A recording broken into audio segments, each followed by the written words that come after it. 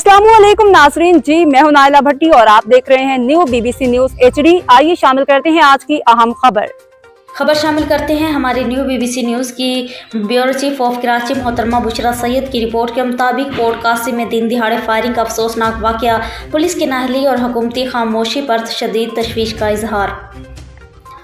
पाकिस्तान तहरीक इंसाफ के रहनुमा और साबिक नायब सदर सैयद रिजवान खानजादा ने कराची के इलाके पोर्ट कासिम चरंगी के करीब फायरिंग के अफसोसनाक वाक़े पर शदीद दुख और गम का इजहार करते हुए कहा कि इस दिल दहला देने वाले सानिये में 3 कीमती जानें ज़ाया हुई जबकि 2 अफराद शदीद ज़ख्मी हुए। ये वाक़या न सिर्फ शहर के अमन और अमान के दावों की नफ़ी करता है बल्कि ये सिंध पुलिस की नाअहली और मुजरिमाना गफलत का वाज़िह सबूत भी है।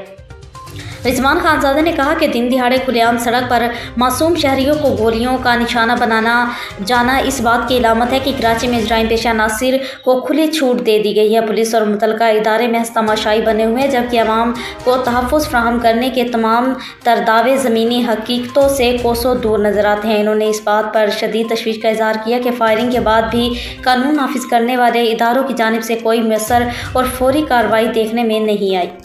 अब तक के लिए इतना ही। मज़ीद खबरों और अपडेट्स के लिए देखते रहें न्यू BBC न्यूज HD।